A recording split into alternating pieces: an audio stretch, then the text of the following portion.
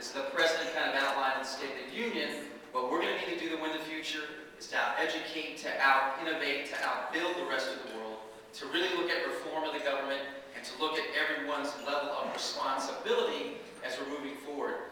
When you think about the out-educate, out-innovate, and out-build, we also know that, particularly the out-build, people will say, what's the President talking about? And there's some traditional way of thinking about the building, and that may be around roads, it may be around high-speed rail, it may be around airports. But there's also the 21st century thinking of what is the infrastructure we need. And we know that for so many of our communities, they don't have access to the internet right now. And we all know in this room how the internet has changed our lives. And so broadband, and we really think about the internet and how we get that out into the rural parts of our country and make sure that folks who don't have access can have access to the 21st century infrastructure that we're going to need to compete in the world. So that's what we're talking about on the building side. On the innovation side, that's kind of what America's famous for, our creativity, our imagination, and allowing folks to really kind of go out there and create those kinds of industries and the jobs and the community problem solving that we know we've been able to do. So that's the first point.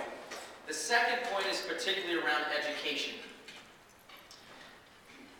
And when the President has talked about this idea of out-building, out-educating, and out-innovating, this is always going to be in contrast to what you're going to hear from the other side.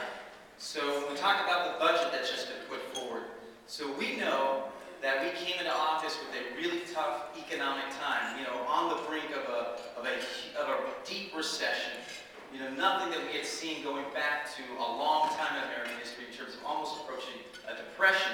So we knew there were a lot of things we had to do on the economic side to get things moving again.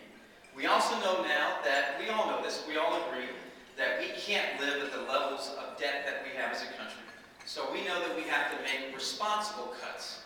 But you're going to hear a real difference over the next few weeks, the next few months, over the next few years about the position we're taking vis-a-vis what you're going to hear from the Republican side. Our strategy is to cut and to invest. We don't believe that cutting just to cut is the answer and that everything is the same. So at the same time that the President has just proposed a fiscal year 12 budget that is going to save us $400 billion over the next 10 years in terms of cuts, at the same time, we have to say certain things are priorities. Education is one of those, so the President has actually asked for increased amount of money around education as an example, increased amount of money on a lot of these things to help build the infrastructure for the 21st century, increased money around innovation to make sure that we're getting scientists and researchers to continue to move into areas. So you're going to see a very stark contrast between the Republicans who say, right now it's all about cutting. This is not the time to invest a new dollar anywhere. So you're going to see a difference there. We want to have that conversation, and we want to have that conversation with the country to say, and we want to be able to make the case as to why we think not setting priorities is exactly that. Treating everything the same is not setting priorities, and that we're going to be focusing on pieces that we think are really important.